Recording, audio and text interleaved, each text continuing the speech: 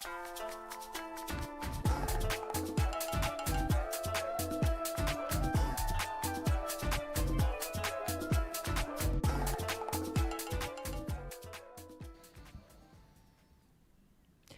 morning, soccer friends. Welcome to First Touch 26, your daily dose of all things World Cup, served piping hot every morning from our beautiful studios in Midtown Manhattan. Thanks so much for starting your day with us. I'm Susannah Fuller, alongside my guys, David Gass and Matt Doyle. Hi, fellas. Gass, have we recovered from our World Cup experience? I had a full day. Full day. Yeah, I had a very full day. So maybe I look a little sunburned. You do? Maybe I'm still coming back around. Gass and I had the absolute pleasure of attending the France-Senegal match yesterday. This was my first ever men's World Cup. World Cup match, and it lived up to every expectation. So thank you, my friend, forever in your debt for giving me that experience. No, it was absolutely awesome, and we're obviously going to talk a lot more about that game and all of the action we saw yesterday, and set the table for today's matches, because it just keeps. Every day I'm like, oh, look at this match. Yeah. Oh, look at this match. I mean, there's some really tasty things happening. It's the last day of seeing new teams. Yeah. For the first time. The groups will close themselves out today, and then we'll go back around starting on tomorrow. So that's kind of like, as you said, I think that's the excitement. It's like, all right, we haven't seen Colombia.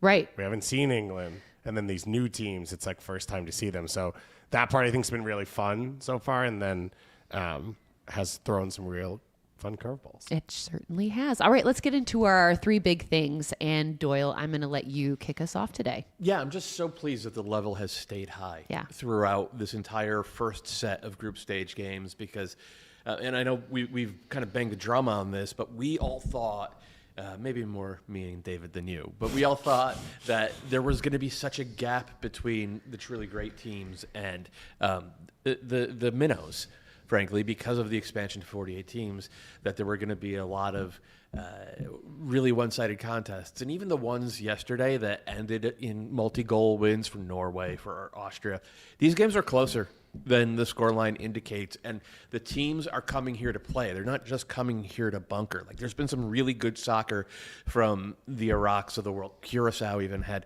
25, 35 good minutes against Germany. And it's made this really an excellent World Cup so far. Like, this first round of games has not been cagey. It hasn't been cynical. I think the officiating's been really good too. Like, really? There's been a lot of stuff to enjoy. They can just kind of sink into it. Love it. Yeah. Gass, you're up.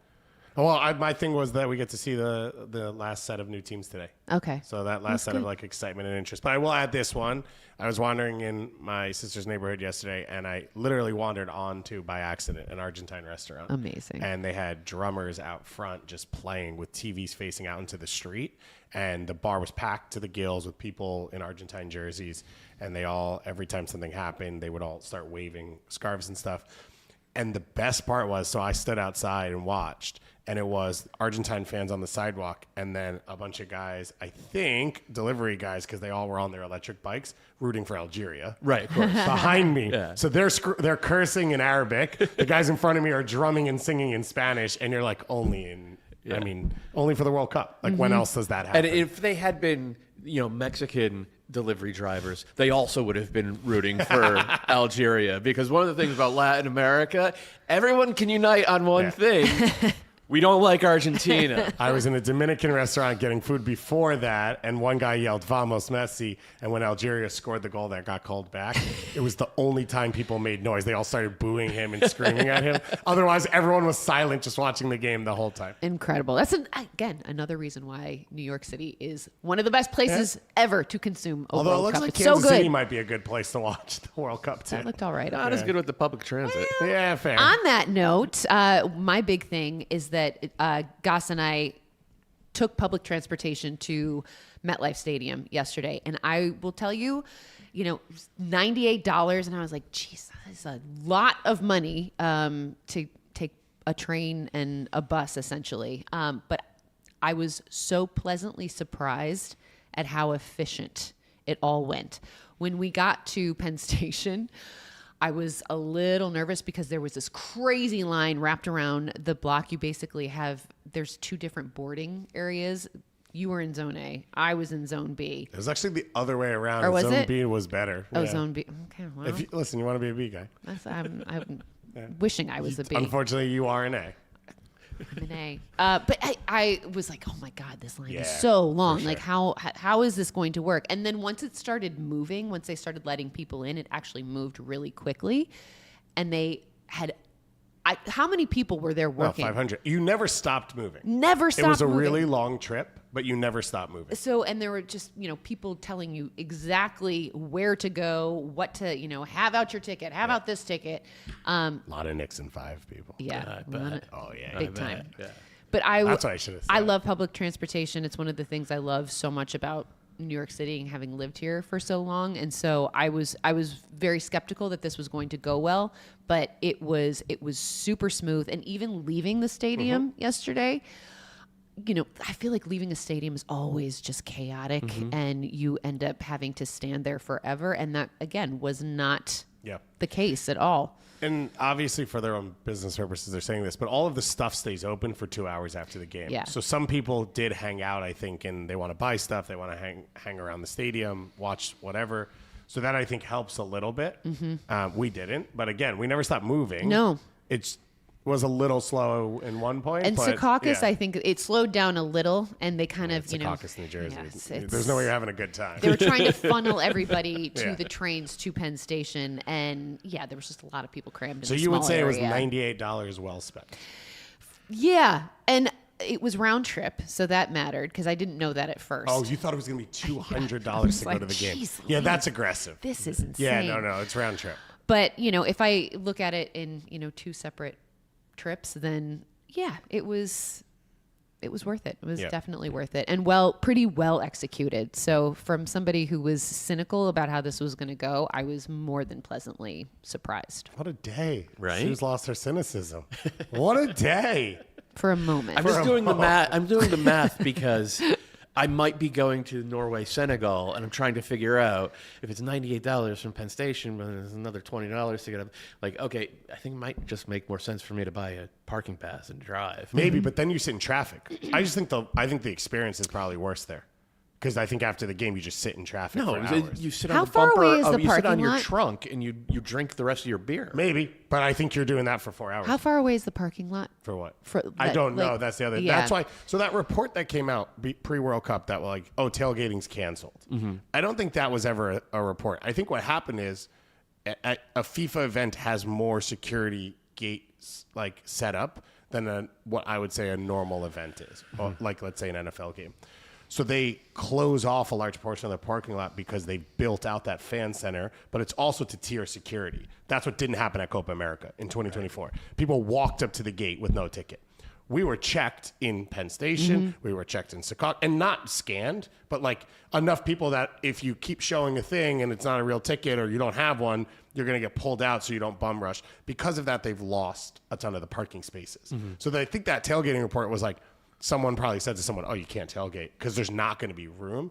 So that is, to Susie's point, then it becomes a long walk to get in and whatever. But come on, you're a fit guy. I know. I can't really do the tailgate thing anymore because I'll be just wrecked for like the next 3 days. I won't be able to be on Doyle, the show. how was that game? Picture of him sleeping under his car during the game. Oh, man, it was glorious. But let's get into yesterday's action. So we're obviously going to start with that France-Senegal match in Group I at MetLife Stadium. First off, I was wearing my 98 Zidane kit, and I was like, I feel so good. How many of those did we see? Yeah, literally, everything. like I thought I was so special, and then it was like, you are not special at all. Not special at all. It turns out it's pretty iconic. Thousands. Yeah. Thousands of that kit, which was pretty cool. But this was essentially a tale of two halves because the first half of this match, it wasn't terribly dynamic, and I was enjoying it. It was an incredible experience. We had this beautiful vantage point, and just really cool to see how those teams set up and play. But there was, no real goals, and I feel like it wasn't until the second half that France decided to just kind of go like this and turn it up and play the way that we know that they are capable of. And once they decided, I feel like once they decided to play, then it was like, okay, this is why you are the favorites of this tournament right now. We said something to each other in the first half, which was like, I guess it's a 3 p.m. game in the sun. No one's going to press. Because that was part of what was hard was neither team came out of their shape. It was like 74 degrees. No, 100%. That's where I was like, we're getting the game. And then they started and you're like, I was at the Club World Cup last year, and it felt more like that when it was like, oh my God, it's 96 degrees. And like, this is a survival situation unless you're PSG and then you don't care. And so that was a little, we're watching it because we're literally in this tactical position. It's like no one ever pushed up a line to press and force the ball anywhere on either team. The whole first half, it was like, if you're going to play, just play. And if you're going to take a risk, then we'll try and take advantage. And so then going into halftime, it was like, what are we going to see? France comes out and plays, which opened it up a bit for Senegal as well, because they want to play in transition. They want to get opportunities when you push numbers forward. But as you said, France has a gear that people don't have. They have talent people don't have. I mean, we're talking about Barcola coming off the bench. Barcola coming off the bench is just it's hard for me to even wrap my head around that a talent like that is coming in the 60th minute and making an impact immediately because he's that good.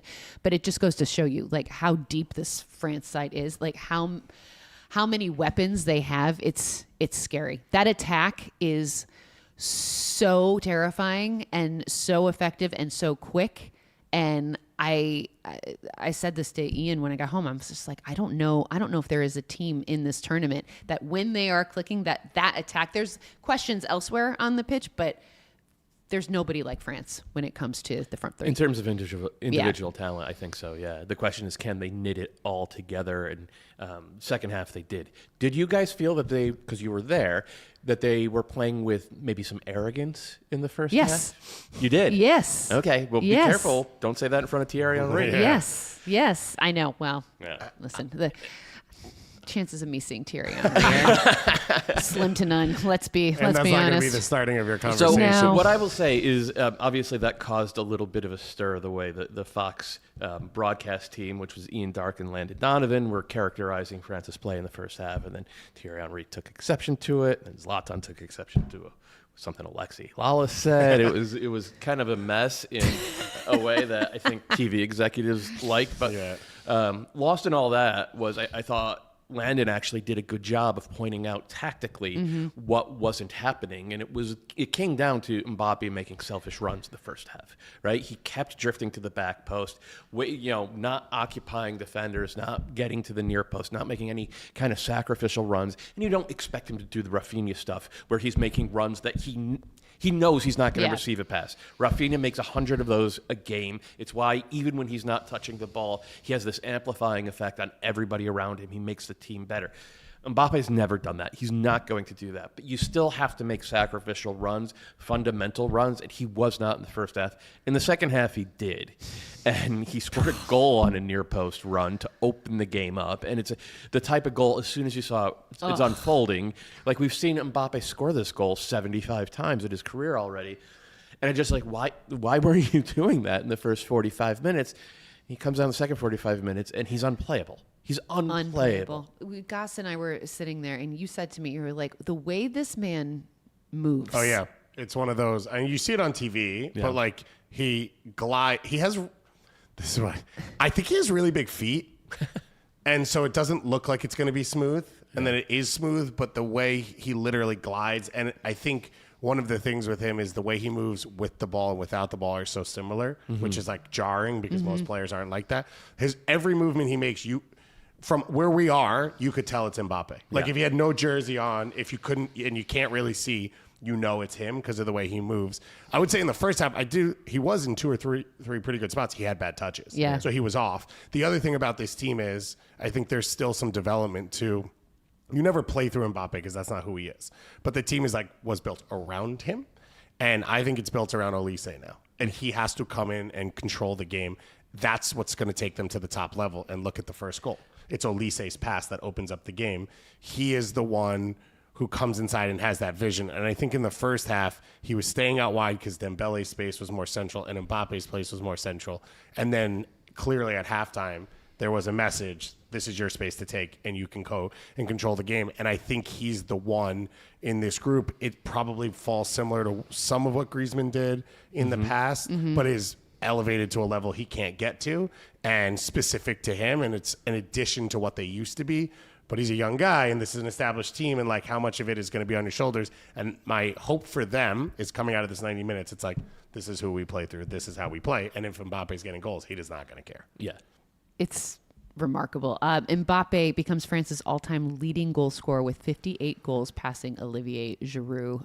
A brace for him yesterday. Congratulations, Matt Doyle, on your Golden Boot. I know. The minute it happened, I was like, oh, I'm going to hear about this tomorrow. The minute the third goal happened, we jumped up and screamed at each other. That's his second goal was a screamer. So we were dead on top section. Oh, God, it was so beautiful. Opposite. So you could see Mendy was out of position the moment he strikes it, but barely. Yeah. And then the swerve that came off the shot of like, well, it has to be hit perfect. And then it was. And it's like, he's so gifted to you have. You could have argued at that moment, he didn't have a good game. That's insane. Yeah. That's insane. My mom, can I read you a text from Susan? I love her so much. She said, just watch highlights of your game. Your game. My game. My game, because I was here. Have you seen Mbappe play before? Wow. And I was like, yes, Mom. Wow. That is the reaction. That is the appropriate and proper reaction to watching that man play. Yeah. He is spectacular. He is a special talent. That was his 14th career World Cup goal, the most by a French player. If they can have, I'm just going to say it, if they can play without that arrogance and just do what they are supposed to do, I foresee a lot more goals for Kylian Mbappé in this tournament. Can I do 1 minute on the other side? Yeah. Obviously, I was rooting for Senegal, so it was good we brought Zeus. Someone was a winner in the group. I think huge disappointment the miss in the end-to-end the first half. They go up 1-0 with that. They had more opportunity. chances. Yeah, first half they were the more dangerous team. Huge opportunity there. They go up 1-0. It's a totally different game, and they have something to work off of. So I think that's pretty unfortunate. I thought they were really impressive in transition. I thought the way they broke lines, the accuracy of that passing, their long distance passing, all of that was great. Anytime France sat in, it looked like they had never met the Senegalese players looked like they never met each other before, trying to link up passes. And I think you saw it at the end of the game when it was 3-1. It kind of looked like they were like, we're going to cause so much damage to ourselves trying to create that let's just play this out. And it felt like the stoppage time, they kind of just let the game die. Yeah. We're like, we'll take the 3-1 and the goal differential at this point. And I think a lot of that is worrying for a team that the reason we believed in them is because they are now, an AFCON champion and now in a 5-year spell where they've competed at tournaments as a group. And that cohesion and that experience was a lot of what I think we were leaning on in terms of them being dark horses. Because Mane and Koulibaly are not at the tops of their game. Right. And for what Sarr brings you and what Kamara is going to start bringing you as he gets older, there is talent in this group. It's fairly deep, but it's not elite. So it's supposed to be this mix of cohesion, right time, right moment. And a lot of that was not there yesterday, and I think that's really frustrating. You kept saying, speed up, speed up. Yeah, because anytime France stepped any numbers forward, it's like, why would you wait ever? You need to be in transition. If you let them set, you have no chance. And you need to go and try and win the game. And I thought they sort of played on the back foot for large stretches. I thought they were pretty messy. But when you saw them break lines, like the quality of balls played through and into the channels, and I thought Jackson had his chances. Oh, yeah. And so if this game goes differently, great. But they should be worried about Norway, because this is going to be another. They have challenge. forwards, one particular forward on Norway who does take his chances. Yeah. Okay, well, perfect transition. Staying in Group I, Iraq against Norway in Foxborough. Erling Haaland on the World Cup stage. I have been so excited to see what this guy can do, because he has just been a maniac in qualifying, and we know what kind of goal scorer he is, and it lived up to the hype in this one. A brace for him in his very first World Cup match. Norway win 4-1. Doyle, for you, I mean, how dangerous they literally looked like Vikings. Norway looked like Vikings, and the sheer size of Erling Haaland and the different way in which he can score goals, I thought was on display yesterday, and I just thought, my goodness, this is going to be a very dangerous team. Yeah. So I mean, the thing is, the one way he scores the most goals is by running really fast at goal. And that is how he opened the scoring in this one. And as soon as that one started unfolding 60 yards upfield, it's like, like this is Haaland one touch at the back post. And of course it was, right? And then you have to give him credit as well for his defensive work on the second 100%. goal.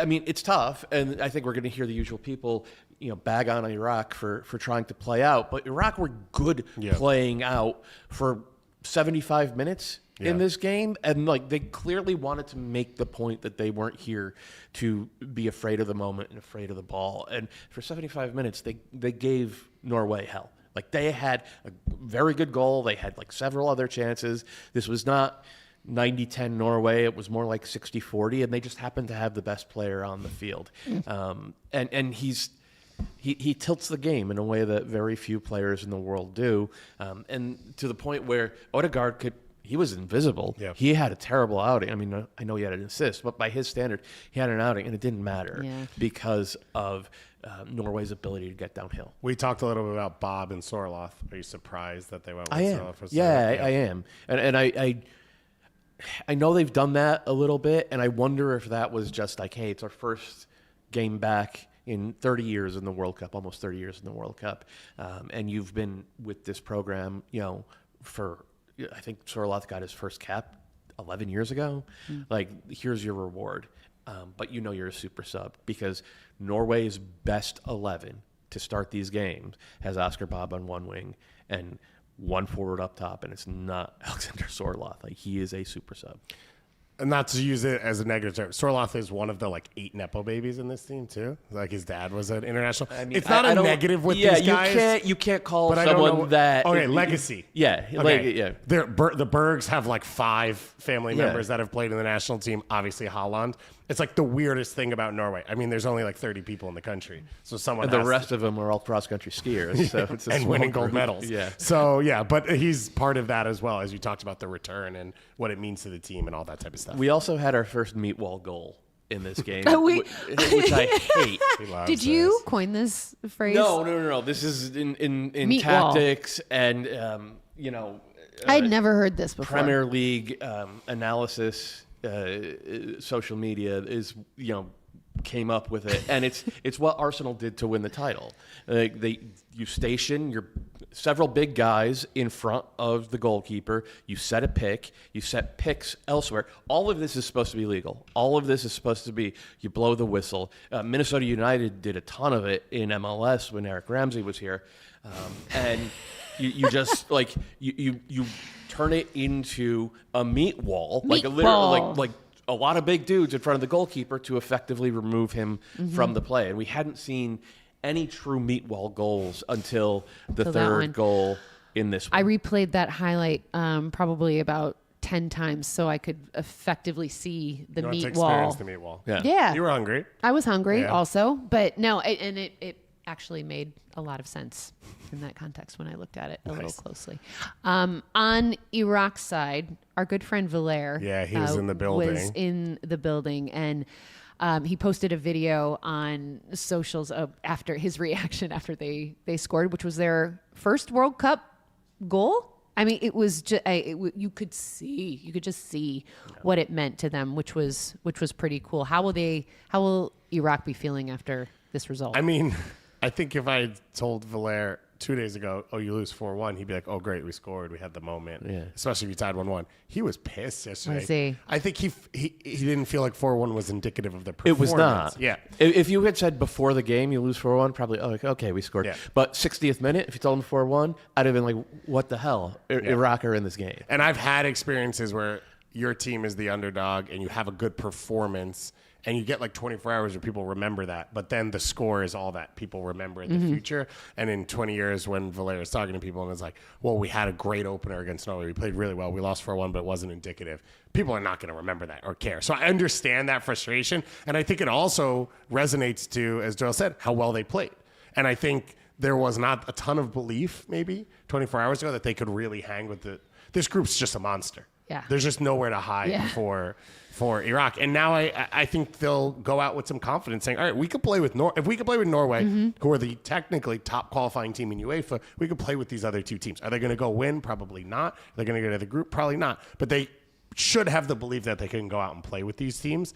And that's all you could really ask for at a time like this. And then the way it's set up, if you steal 3 points in one of these games, you're in a potential spot to go through. So I think they should feel pretty good about it. I thought them scoring and Jordan then scoring later were two of the best moments of the day, because it's just, as we said it, I don't know, it was the other game yesterday of like, Curacao, you want that one moment.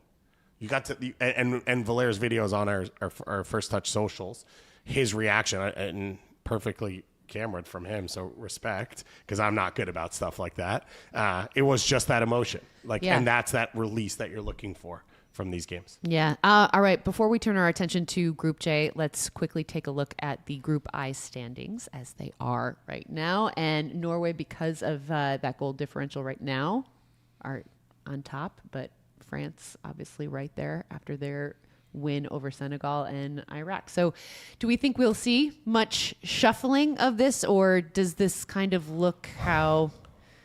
I mean, I think most people had the Norway-Senegal game as the decider, right? Yeah. It feels even more so at this point, right? So I think we're going to know after their second round who has the chance and who doesn't. That one's on Monday night. And for Senegal, it's the World Cup final, pretty much. Yeah. And the thing here is also, we talked about this a little bit yesterday. I am slightly worried that the second round of group stage games, we are going to start to see that difference in talent between the big and the little kind of manifest. I wouldn't, as well as Iraq played, I wouldn't love to be in their shoes right now, because Senegal and France are looking at them and saying like, oh, goal differential really matters in this group. Now, first is head-to-head. True. First is head-to-head, but in terms of seeding outside of the groups, for the third place. First being head-to-head probably won't matter, because if Norway and France tie, then that's out the table. So that's where France then looks at it, and not without knowing the performance against Norway. You know, if Norway beats Senegal and France beats Iraq, then it's going to come back to goal differential. So you're kind of in the same spot. I don't think it saves Iraq any stress of France is looking at it and saying we have to win at least by 3. Yeah. Like that's probably the message they go in with. All right, let's move it along to Group J, and Argentina facing Algeria in Kansas City. There are a few things that are inevitable in life: death, taxes, and Lionel Messi scoring World Cup goals. Unbelievable. A hat trick for Lionel Messi. His first ever World Cup hat trick. That MLS bump. By the way, on his 200th cap for Argentina, becomes the first man to appear in 6 World Cups. Marta, of course, on the women's side. And Formiga, shout out Formiga, 42 years old, playing in a World Cup in central midfield for Brazil. Unbelievable. His 16th World Cup goal ties the record for most ever career men's World Cup goals with Miroslav Klose. I don't know what to say about the man. I did this Twitch stream last week, and I was asked the question about, who's the best player in the world, and is it Lamine Yamal? And I said, until Leo Messi decides to effectively hang up his boots, like, I am never not going to say Lionel Messi.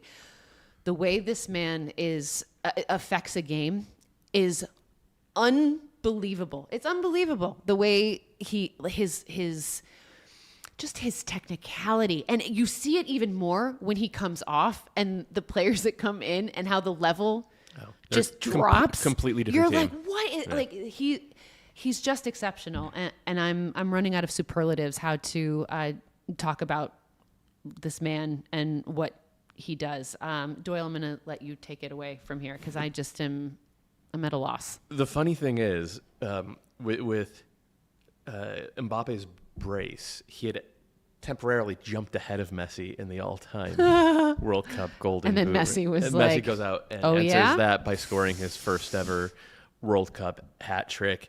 It was everything that we've seen from Argentina in the Scaloni era in terms of creating a structure that allows Messi to go where he wants to go and improvise attacking movements. And one of the things that we saw during this qualifying run for Argentina is they were actually better without that. Right? At times they were actually more comfortable. I thought just playing kind of like a baseline 4-3-3, boilerplate almost. But then you get to this moment and Messi is playing at a level where he's just elevating everybody around him and creating the types of looks both for himself and for his teammates that they ran straight through what is a pretty good Algerian team, and within 25 minutes, by the time the first water break hit, it was like, oh. I thought you were going to say by the time the red card happened. Oh, okay, go ahead. No, I don't need to go there first. I was just say the one thing with Messi when you watch these moments, and we watch it a lot. I live in Miami, is he gets in these spots where you're like, oh, if you hit this perfect, you'll score, and he does every time. Yeah. And that's the part that's like so hard to deal with is like for all the scramble he creates, because that first goal is like, no one steps to him because it's like, it's Messi. I don't know what to do. I don't want to get beat. First of all, there's runners behind me. What a pass from Rodrigo de Paul. Like, he threaded that through, I think it was 5 Algerian defenders. But Lautaro never makes a run across the back line, and both center backs drop because you just don't know. Yeah. And so Messi does a lot of those things. But then the last piece is just, if you finish this perfectly, it'll go in. That's the case like a bunch in this sport. And once every often for most players they do. He does it just constantly over and over again. He is the best ball striker I have ever seen. Maybe second best from dead balls because of Juninho Pernambucano. Oh, dude. But what about Adriano, the fastest shot in the world? Anyway, he is the best ball striker I have ever seen. But then on the second goal, he also has the very basic stay awake to the rebound. Yeah. When everybody else switches off for a second, he is always playing for that rebound. He scored 150 of those goals in his, those are Chris Wondolowski goals, right? The most basic tap-in goals. And Messi is so good at every aspect of being a goal scorer. And it's almost unfair. Like, he should have a weakness, and he's almost 40 and he still does it. And that's the other piece that you're experiencing now is peak greatness and now longevity. Yeah. And longevity, I think, is so impressive on its own. And we're living in this golden age. LeBron is 40 years old playing in the most athletic sports league on the planet. We have seen Serena Williams extend careers into places we didn't know. Roger Federer and Rafa Nadal, similar. Novak Djokovic now as well. We're seeing these athletes. And to me, part of it is, I always make the line with LeBron. I think you could take away his sporting achievements and say, as a CEO or manager of his body and his career, he is world class. Whatever it is that he has done over the last 20 plus years to manage himself, to be available and to be a part of what he does, by itself is impressive. And Messi's in that same category. I mean, whatever it is that Messi has created for himself, the way he manages his sleep and and the sports science around him and the nutrition, like teams do stuff, but these guys do a lot of it themselves. And I'm around Miami now. There's some chaos going on, right? His tinkering in teams has its effects, but whatever he does for himself, he's a better CEO of his body than he is a CSO of an MLS team. Is elite. And so there's like a third level of greatness that you appreciate there. This was 20 years to the date of his World Cup debut. Jesus. 20 years. There are players who are 20 at this World Cup who are playing. In saying that, and it's in the comments as well, Mbappe is going to pass him. Yeah, Mbappe just started because Messi didn't really play in 06. Yeah. Right. Like, he scored the goal because they were up 7-0 on Serbia and Montenegro. I remember that game. They got crushed. And it was a great goal. It was like a 27-pass goal. Shout out to Esteban Cambiaso. But, I mean, I guess I shouldn't say this because Messi might play at the next World Cup at this point. But there is a lot of consternation out in the world because Messi brought his spikes down the back of someone's leg. And it's pretty often a red card. I wouldn't say it's the first of this tournament. There was one in the Saudi Arabia game that I was shocked wasn't given a red card. Defender laying on their back, studs up, scrapes across a thigh, no call.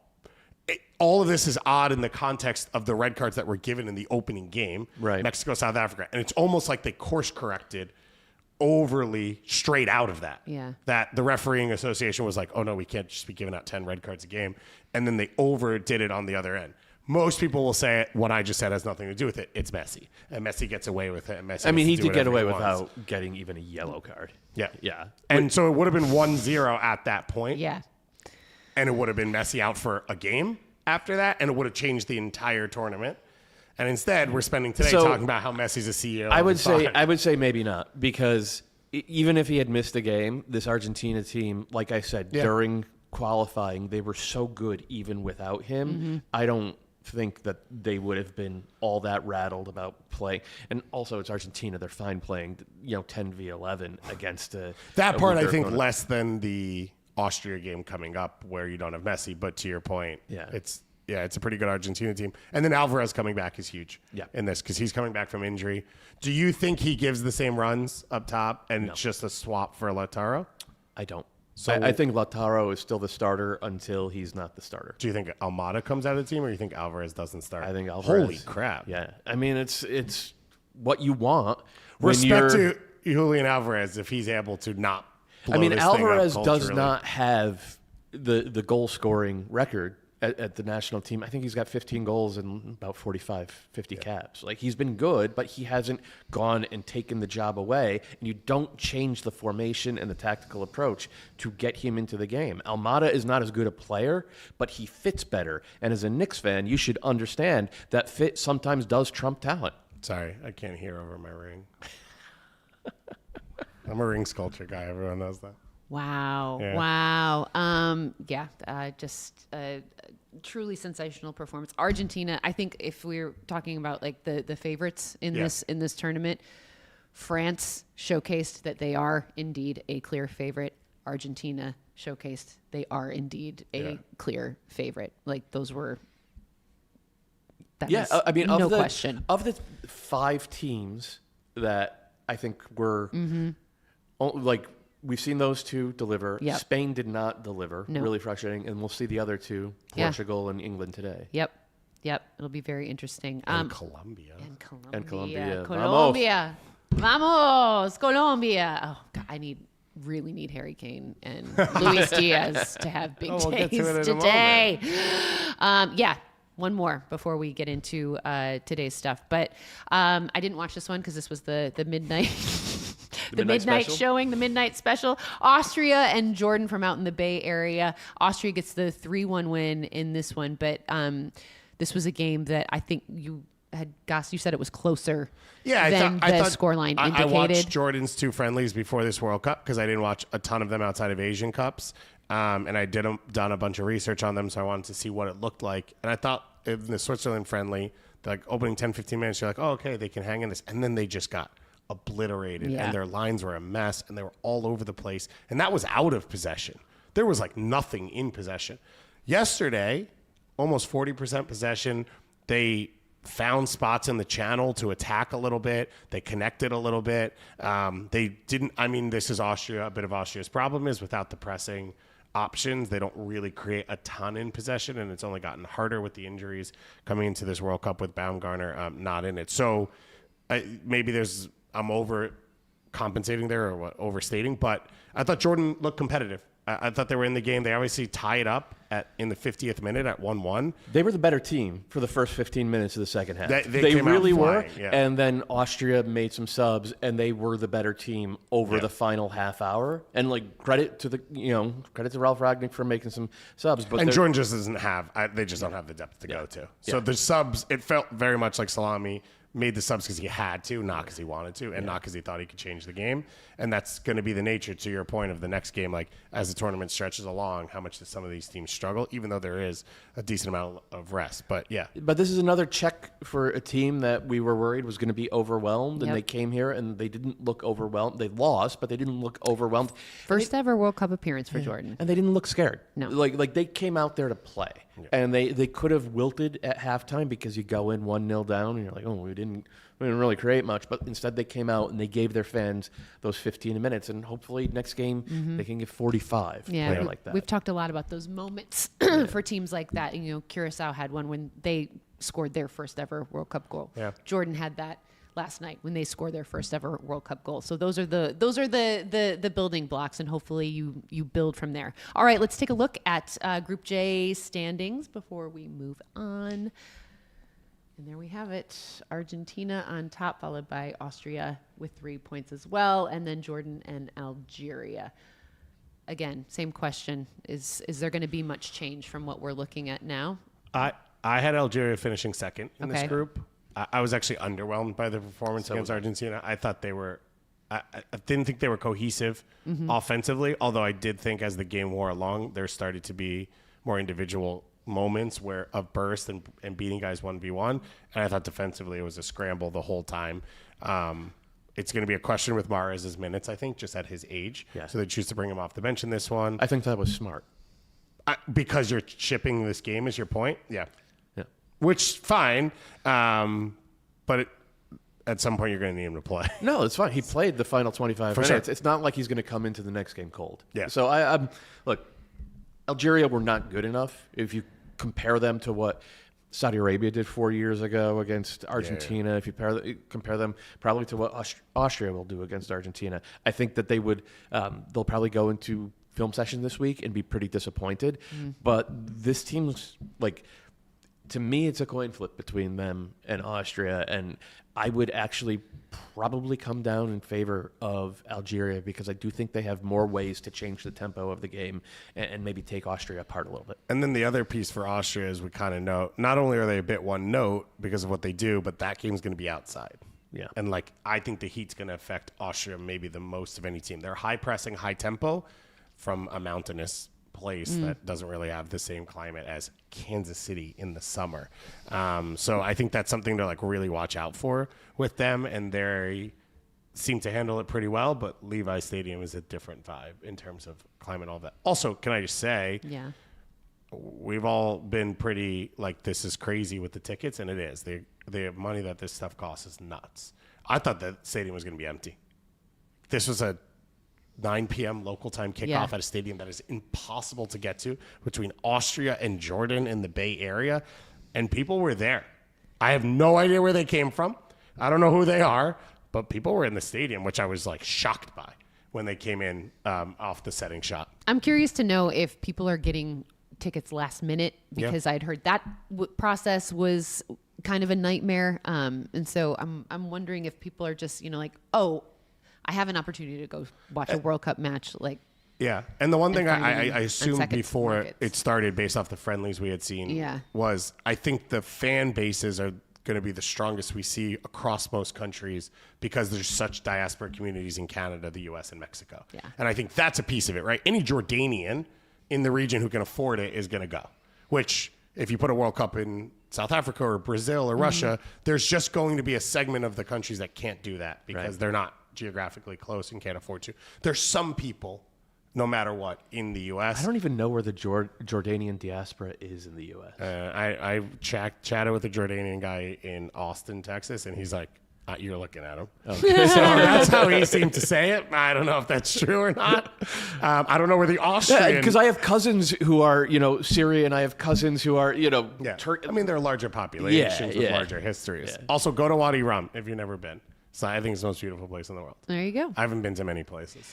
All right, guys, time now to check in on the Golden Boot standings. So let's see who is on top right now. Oh, that guy. Did Lionel you draft Messi with 3. Is he on your team? Yeah. You're looking? Yeah. Oh, no, this is not my team. Sorry. I thought it was because I was wow. Yeah, I did. But yeah, Kylian Mbappé with 2, Kai Havertz also with 2, Erling Haaland with 2, and Valerian Balogun. Yeah. Cracking. So I think yesterday I said I think another name will get added. Yeah. You said it would be Mbappe. Yes. So you were right. I was right. No, she said Haaland. I said Mbappe. Yeah. I wasn't listening to you. Yeah, that's fair. Who did I say? Haaland is on that list. I know. We were both right. Both right. And I picked Messi, my Golden Boot draft. What a show. I know. We're brilliant, except me, when it comes to Golden Boot drafts. Should we put those standings up? I don't want to, but we did ironically have someone ask if you get Messi as a rollover from the MLS Golden Boot draft. You guys didn't give me Messi as a rollover in the MLS Golden did we not? No. Who has him? You have to rig everything against me. Do I have him? Yeah. So this is Sue. So you have Wait, the Undaz has one. That's yeah. wrong. That's That is wrong. I have been done dirty. That's you should file a complaint. That's with on FIFA. me. That's on me. I have one. You can't trust You this and guy. Robert Kraft can both sue. I have one. I have one. What is that about? I think the Gillette getting taken off everything. It just like, and he's just discovering it now. I have zero idea. Also, it may be fake. Yeah. I'm on social media. What do I know? This is my team. Yep. I don't feel terrible. I No, don't you feel should great. feel pretty good. Yeah, the Vinny Jr. goal felt good because I assumed I'd get some Messi stuff. Yep. I thought Dembele was in second gear yesterday and not super impressive.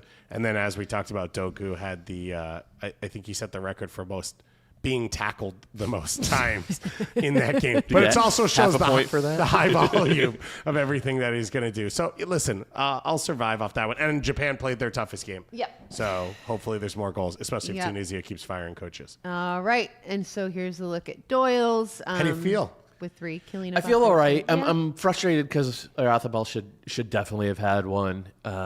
And the Pulisic injury is, nagging at me a little bit. And the fact that I really was choosing between him and Balogun, and I went. Oh yeah, totally. I went for the Pulisic because I knew it would have a pop. Yeah. Because it was a live show, and I wanted the pop. Yeah.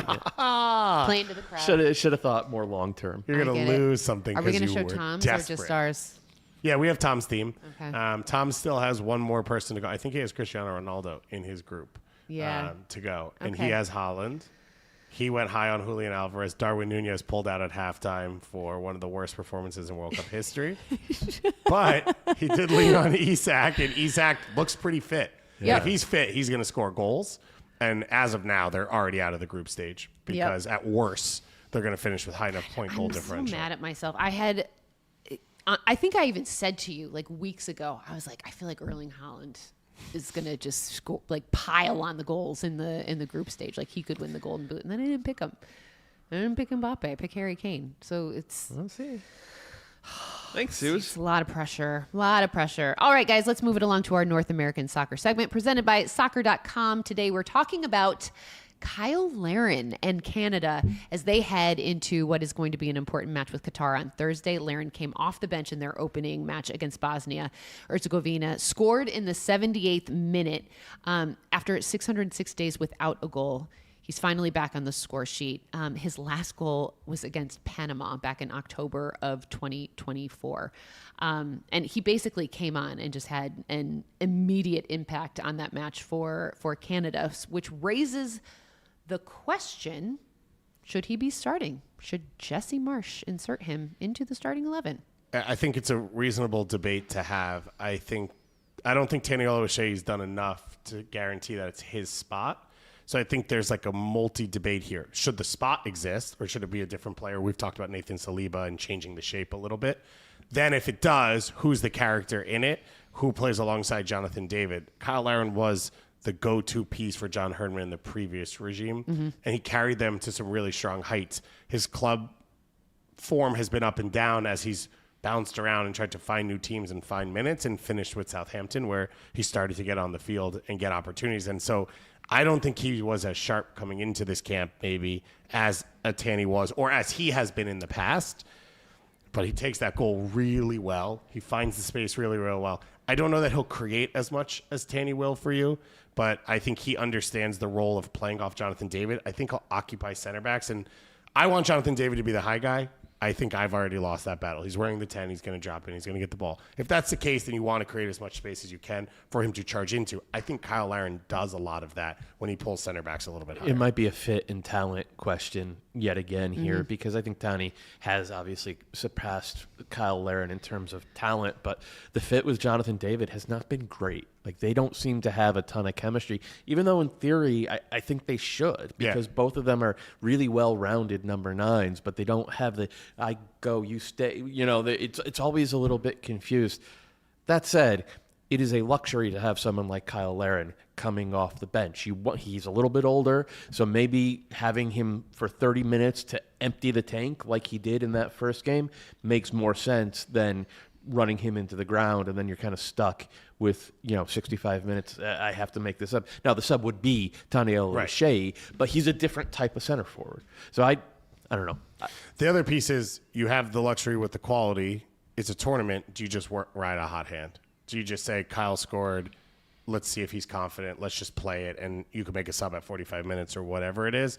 If you're Jesse, you kind of have to figure out the cultural piece of like, did I say it's Tanny's spot and he hasn't done anything to lose it, so he shouldn't lose it, and that will affect the locker room more? Or do we see if we can get some players who have some pop of confidence and just try and ride that as much as we can? I think neither of them have done enough to say it's my spot and I'm established. And so it comes down to the little pieces of how do you fit against certain matchups and who's sort of in form. I would state again, I wouldn't start either of them. And I would let Jonathan David play the center forward role by himself. Yeah, so he can score goals and help my golden boot. Yeah. But I think that may not happen for you. Probably not. Yeah. Great. Real smart, Suze. All right, make sure you visit soccer.com for the widest selection of World Cup product. Free shipping on all orders over $49. All right, guys, let's get into today's games. Let's start in Group K. At 1 p.m., Portugal will take on DR Congo. Portugal, one of the favorites, the last of the favorites that we're going to see. Doyle, what are you watching for in this matchup for Portugal against DR Congo? So with Portugal, it always starts in central midfield, their ability to control tempo and get other teams to start chasing a little bit. And when that happens, they then have the wingers and the goal scorers to rip your face off. And we do it pretty regularly against the best teams in the world. We saw them beat Spain last year in the Nations League final, and that's not easy.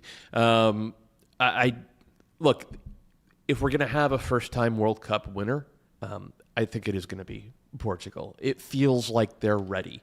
Now, we have gone through entire decades when it felt like Netherlands were ready, and they've never gotten over the hump, right? It is hard to win a World Cup, but there's a lot of reasons to think that this team is in that same tier of those three teams, France, Argentina, and Spain, that we've all identified as the absolute favorites. Yeah, I think it's fair to have that expectation. I think they have it internally, and that's sort of what they're coming to this tournament with. It sounds like most of the reports coming out yesterday that there's an acknowledgement Roberto Martinez will not be back after the World Cup. I think that's probably a mix of him and them, and I don't think that's an issue for a World Cup. Like, the contract always ended afterwards. Everyone knows the deal. And if he wants to go coach club, if he gets a bump off this, or if it's for a different national team, I think that's like not wild. So I don't think that'll throw them off completely, but it does change maybe a little bit of the calculus of, we all assume he has to play Ronaldo because it's Ronaldo. If you're out the door afterwards, do you care? Yeah. Does it affect you as much? Will it affect your global image? Or actually, is it the opposite? Where if you're the one who doesn't start him and you go far, it starts to work in your favor, but my assumption is he will start. What is his role then on this team? If he doesn't start? Yeah. Yeah, I mean, a guy who can come off the bench and dunk on locker room problem. Score goals, yeah. Like he can... I'm sorry. Messi scored a hat trick last night. Ronaldo is going to shoot every time he touches the ball 100%. Today. He is going to do everything in his power to score 4 goals today. Who is the most important player for Portugal? Vitinha. Yeah. Okay. Yeah. But it's also like that entire midfield is so good. Yeah, I think that's the question. Is Vitinha, but other people kind of can do some of what not at his level. So then it's like, is there someone who's an outlier? Is it Bernardo Silva in chance creation? Is it Bruno Fernandes, who just has never played at his peak with this team, which I do think has a relationship to how often Ronaldo's on the field with him? Absolutely hates Ronaldo. And he takes up his space, and he doesn't make runs for him, and he doesn't really connect the way he wants to. So, yeah, I think there's a lot of different pieces that can come together. Portugal has options. If it's not the guys we just named, it could be someone else. But you look back to Morocco's run last tournament, and you look at Croatia's, and it's like, okay, if you're looking for the Modric character, the Hakimi character, they're all there. Yeah. Vitinha's there. Nuno Mendes is there. Like, they're all there for this team. It has very rarely, it feels like, at big tournaments, come together at the right time. Even at Euros, where they struggle to beat a Hungary and they can't get over the top on some of these games where you're watching, you're like, there's no way I'm seeing this. There's no way this team's not up 5-0 right now. But that's not the way the game works. So, yeah. Tis not. All right, guys, time for our Level Up segment. This is Level Up presented by Football Manager 26, discovering the future stars of the sport. It's one of our favorite things about Football Manager and about this World Cup. And today, Gass, we're talking about a young up-and-coming star on DR Congo. Yeah. Tell us about him. Galale Mukau, who is right now on Lille. His transfer value has gone up about $11 million in the last year. And he's been a consistent starter for Lille. Flexibility to play either on the right wing pinched in or left wing pinched in, or as a defensive midfielder, where I think that's where his real ceiling is, and that's where his peak is. For this DR Congo team, he does play a little bit wider across the group, and I think that's where you look at this Portugal matchup, and it's like, basically we've got a destroyer who can either close down attacks from fullbacks or can come into the channel and just help fill spaces. And for a DR Congo team that's not old, but a little bit older, I think there's going to be a lot of responsibility to cover a ton of ground for him. The reports and connections with him, with Crystal Palace, with Everton over the last few weeks, I would be surprised if he's playing in France next year. But at 21 years old, he chose to represent DR Congo, having French potential as well. And I think this is a guy where for the next decade, every time DR Congo is in an AFCON, in qualifiers, in a big tournament, he's going to be one of the faces of the team. So I think that's really exciting. As you said, that's kind of what we love, is watching these guys now, because in 20 years, when you're like, oh, remember Messi's first game? You can say, yeah, I remember his first World Cup game and sort of what he was capable of. Rising Stars Football Manager's international mode is available now. Download it now or stream on your favorite console or Nintendo Switch, PlayStation, Xbox. Take advantage of the current sale and save 50% through July 9th. Anything else we want to talk about in this match before we move on? No, I just had here the last level up. We highlighted Yan Diomande and Nestor Irakunde before they played. And so watch this game and watch out, because we're on a little bit of a roll. It's the level up bump. Yeah. Football Manager level up bump is a real thing. Cool. We're making it happen. Let's keep that in our pocket for next summer's World Cup.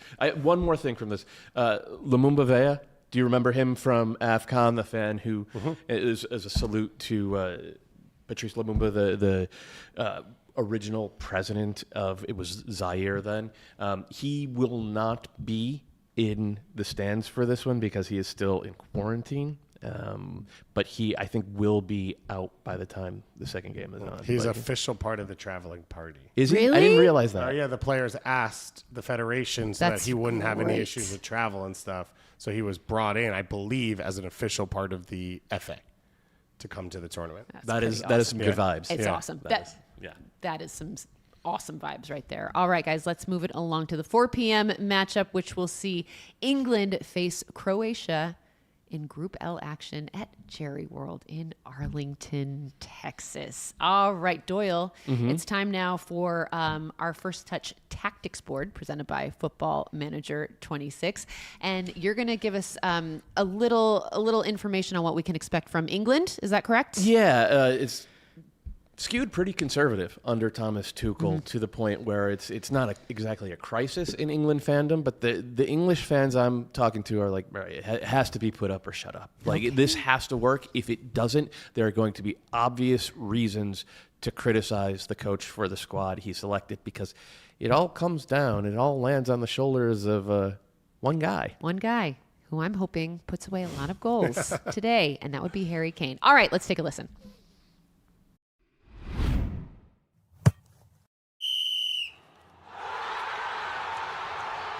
England head coach Thomas Tuchel said it himself. He's building a team, not collecting the most talented players. And that one line explains his entire England setup.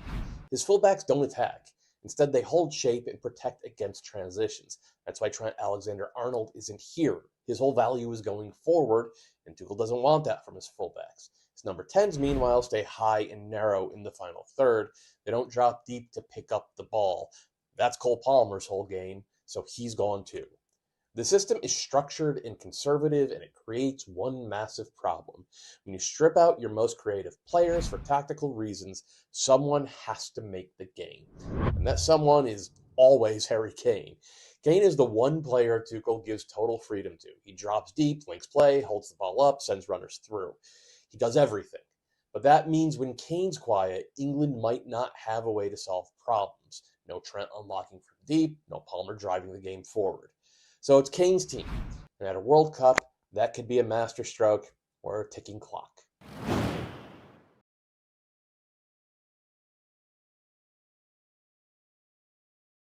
Football Manager 26 International Mode available now. Again, download it or stream on your favorite console. And the sale is now through July 9th, 50% off. Okay, so Doyle, if Kane doesn't score, where do goals come from for England? Well, we talked about the first meat wall goal of the tournament. Meat wall. We're back to the meat wall. We're back to the meat wall, and England did originate the meat wall, and they do have a lot of big boys out there, and they do have some guys who can deliver a very good set piece. So I think that they have two plans here. One is Harry Kane do something, which is a really good plan. To be fair, he's an incredible soccer player, easily the best English soccer player of my lifetime. Easily.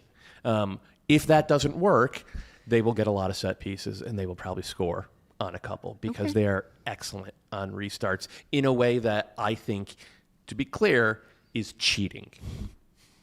It's so American of them. Like, come on. Yeah. You're gonna we won the war again. Yeah, you're gonna draw plays.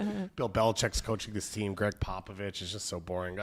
No, I've said over and over again. I think I understand what Tuchel's trying to do.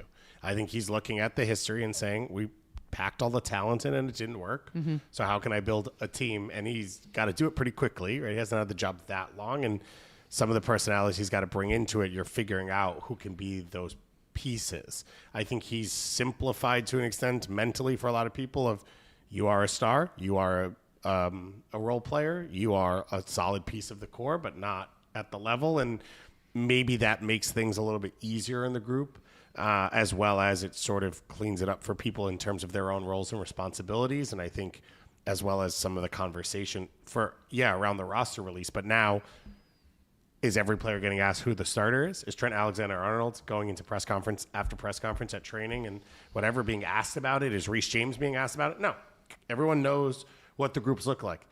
To Doyle's point, it may not be good enough. That just the group might not be as good anymore, and they may not have the level that France has, where Barcola can come off the bench and they can change the game. They could have had Cole Palmer off the bench. For sure. They could have had Phil Foden. For sure. I will say all those guys left the door open to be left out by not having a good year. But he is, I think, gambling on, this group without any of that unknown is going to play better, and I don't need that as the backup plan because I think the first plan is pretty solid. I will add in, when Reece James is at the top of his game, he does provide verticality, and I actually watched him at Giant Stadium last year at the Club World Cup win it, and he's flying up and down, but he's a little bit different. I think physically he holds up a little more. He can come inside and help you defend a little bit more often.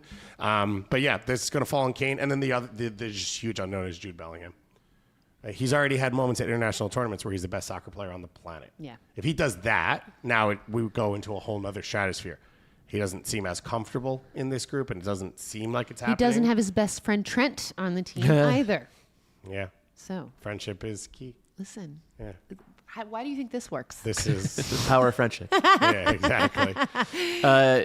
This is Harry Kane, arguably the best number 9 in the world, versus Petr Musa. Yeah. Your favorite player in all of it. I know. I'm so excited about this. Where are we at with Croatia?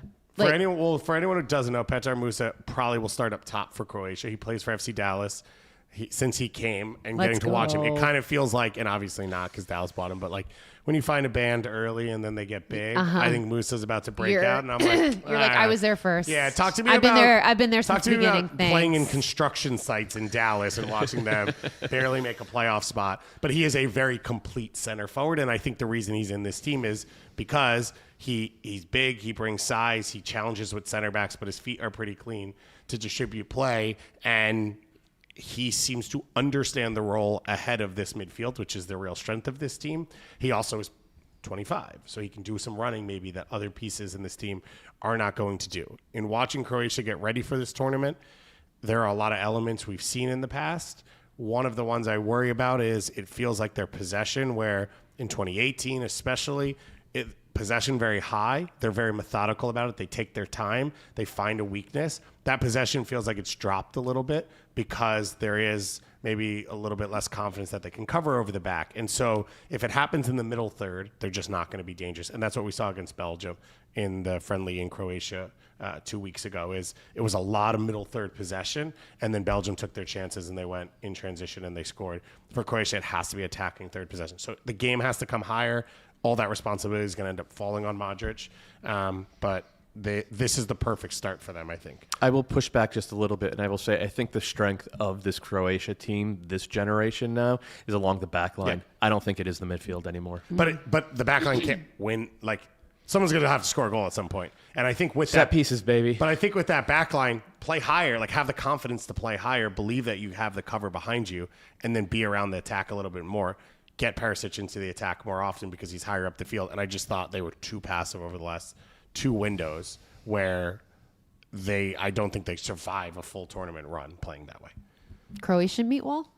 I think we'll probably see dueling meat walls. Dueling meat walls. Yeah. So it would be shepherd's pie and then like I don't know what Croatian shepherd's pie is, but I would eat it. No, I guarantee that's it's the British one. Yeah. And then theirs is going to be like those sausage sandwiches, the chapafia thing. Yeah, which I would mess with that right now. You're making me hungry. Yeah. Way to go. All right, let's move it along to the 7 p.m. matchup in Group L. Ghana facing Panama in Toronto. We've got some MLS players featuring. Carlos Harvey, baby. One. Get ready to Let's learn go. Anibal Godoy, Carlos Harvey. This is very exciting. We love it when our MLS guys are on the big stage. Yeah. But other than that, what are we watching for in this one? Thomas Partey, visa reapplication denied. So he will not be a part of this game for Ghana. And this is a Ghanaian team that comes in after firing their coach a few months ago, adding Carlos Queiroz, who's now coached 2 friendlies, and in a little bit of a chaotic moment. I think Thomas Christensen is one of the best international managers on the planet. Yeah. And I'm not saying he's a specialist because we haven't really seen him with club yet. So I would be excited post this tournament if he does make that decision. If not, if I'm any national team that struggles or thinks they need to find sort of a little bit of a guidance, he's fantastic. And this Panama team is not the 2018 Panama team. So Coco Carrasquilla injury is concerning because he is probably the crown jewel talent for them, but that team's not really built on that. It's built on its structure. It's built on their ability to play together and stay connected, especially defensively. So I think this is going to be a tight game because I think Panama is the type of team that doesn't fall out of it. I mean, we saw in the Copa America, even when some of the scorelines got crazy, it was a little bit late, but like they hung with teams that historically Panama just has no business being in a game with. And this group has ignored that whole past and feels like they belong in some of these big games. So I think that every opportunity here for Panama to get a result. Yeah, and on the flip side, look, Ghana's they have a ton of talent, right? But there's a reason they just changed their coach to a guy who really is just a defensive specialist. It's because things had not been working. They have not been able to coalesce and become a team that overwhelms opposition that they should overwhelm, which if you look at the talent differential, like it tilts pretty heavily towards Ghana. So this does feel like it's set up for Panama to put in a good performance. That said, if you want to keep an eye on anything in particular, it's those big left to right switches to Inaki Williams on the right side. Like he acts as a he lines up as a winger, but he acts almost as a second forward, allows Ghana to skip the midfield and then bring other players into it. You get those explosive runs out of central midfield off ball because of that. You get, the central channel opening up for just pure goal scoring because of that. As you said, Thomas Christensen is an excellent coach. He is going to be prepared for this, but there's preparation and then it has to be execution. Yeah. It is not going to be easy for Panama. All right, Ghana taking on Panama 7 p.m. tonight in Toronto. And then finally, let's move it along to the 10 p.m. matchup between Uzbekistan and Colombia in Mexico City. Colombia. The party has officially started. I've been waiting for Colombia. They made you to wait. Play. Last game of the group stage, first round. Oh my gosh, my goodness. Really, really excited. I feel like Colombia can do well in this tournament, and Matt Doyle is nodding his head, and that makes me feel really good. Tell us why. Because they have one of the best and most varied attacks in the entire tournament. And now, granted, the guy pulling the strings, James, does not play a lot of club soccer. No. But he plays really well in tournaments. He does, doesn't he? And he's got, Luis Suarez is in form up top. John Arias on one side, and then your guy, Luis Diaz, who was spectacular for Bayern Munich this year. And also, I think that defense, specifically the central defense, is a lot better than they get credit for. It's what really drove the Copa America run was they were, especially I think with Jefferson Lerma covering ground there in front of them, and Rios, who I have always been a fan of with this Colombia team. the attack variance, the quality, the individuals there, they have the chance to find their space because they're not going to concede a lot of goals. And so it's not, we need to score 3 and win 3-2. It's like, you got 90 minutes to find one because we're going to take care of everything else. And I think as games go along, then Munoz gets more involved from the right back position and starts to shift things a little bit more. And I think this is a Colombia team that comes in with a lot of confidence that they belong. And they've had a very odd World Cup experience across the board. Obviously, 1990, like they were the letdown team in the Valderrama years, and obviously the tragedy of Andres Escobar. And then as they returned into the World Cup, it was a bright spot with James in 2014, but that was, if you remember, all around Radamel Falcao's injury and would he make it and would he not. And then 2018, I'd say, is probably like the one straightforward tournament they've had where they came in as a favorite, they played pretty well, then they get knocked out sort of around when you'd expect, and then they missed 2022. So like this feels like the closest they've come to a straightforward tournament. They are going to have support, I think, unmatched. It is going to be yellow in Mexico because I think a lot of Colombians are coming up. Looking on social media now, it's like...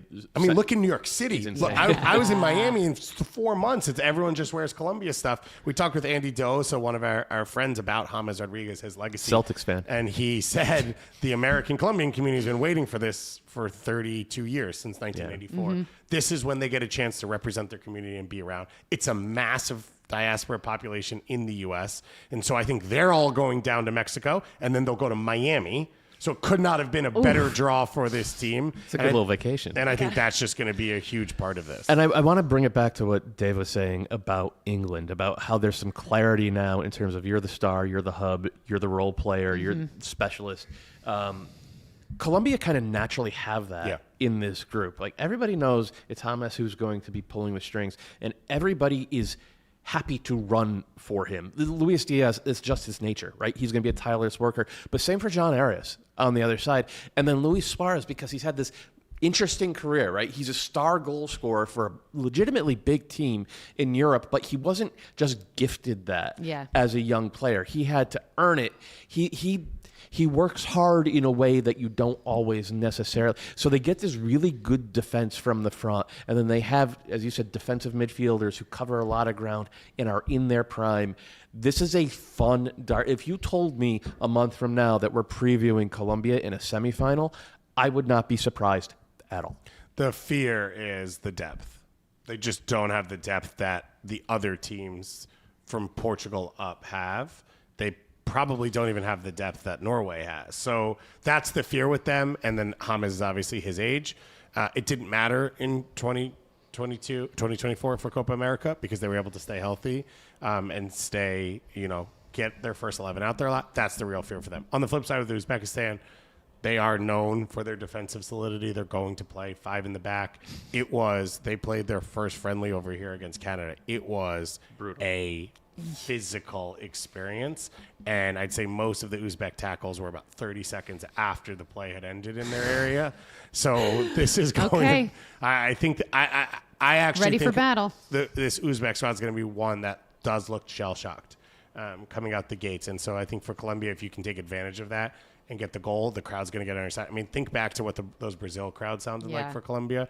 I think maybe they were the fan base. Is going to be like that once again, and the buzzing starts and the dancing starts and the party starts, and I'm here for it. Man, I'm all in. I'd love to be in Mexico City for this one. That match 10 p.m. Aren't you leaving right after this to go? I wish. Yeah. I wish. Isn't Knoxville the Mexico City of Eastern Tennessee? Basically. Yeah. There are quite a few Colombian restaurants in Knoxville. Well, so I'm. It's the Mexico City when they're hosting Colombia at a World Cup. Yeah. I don't know. We'll have to check out the scene. But yeah, guys, that's it. This is my last show for a minute. Yeah. I'll be back. Yeah, you're not going anywhere. Don't worry. But yeah, this has been amazing to kick off this incredible World Cup with you guys. I'm trusting you to hold it down. We're going to break it. Okay. Yeah, we are. Don't break this beautiful shiny toy that You're we've going to come created. back. Derek's going to be crying in the corner. Ben's never going to talk to us again. I need this it's place just to me be and better than when I McKelly left tomorrow it. morning. That is going to be an adventure. You and McKelly McKelly tomorrow morning. You himself. guys are also going to be doing a U.S. Soccer Wise preview show. We're doing a preview. It'll come out on the podcast feed for Soccer Wise as well as on the YouTube. And then we will have a live post-game show. Okay. And I think we're going to be locked in for that one. So don't forget to come and join us on Friday after the U.S. game as it ends, and jump into the comments on YouTube as well, because we're going to be pulling questions and sort of chatting with everyone. Gus is ditching you tomorrow for the Knicks parade. It's understandable. Which it'll be the only one of so his just life. going to test. I've got to protect my voice a little. It's been a long 2 weeks. Yes. So I don't really yell when I go to games. I clap a lot, and then on screen pops over. And I see Deuce McBride, and I just stand up and just start screaming, "Yes, it was champions!" And it was Mikal Bridges, Deuce McBride, and OG Anunoby. And it wasn't the loudest cheer of the day. No, but for non-goals, I think it was. It was alongside Mbappe being announced. It was pretty cool. I'm so glad they did that too. It was very. Mikal Bridges doesn't even know he was at the game. In the house at MetLife. No, it was you were very excited. I was stoked. I'm glad you had that moment, Gus. Yeah. It was cool to be a part of. We all needed it. Sorry. Look at that. Long week. I know, long week. Guys, thank you so much for tuning in every day. Join us every morning here at 9:30. We're going to set the stage for you throughout the entire tournament. I'll see you guys in a few weeks, but enjoy all this soccer. Have so much fun. We'll see you next time.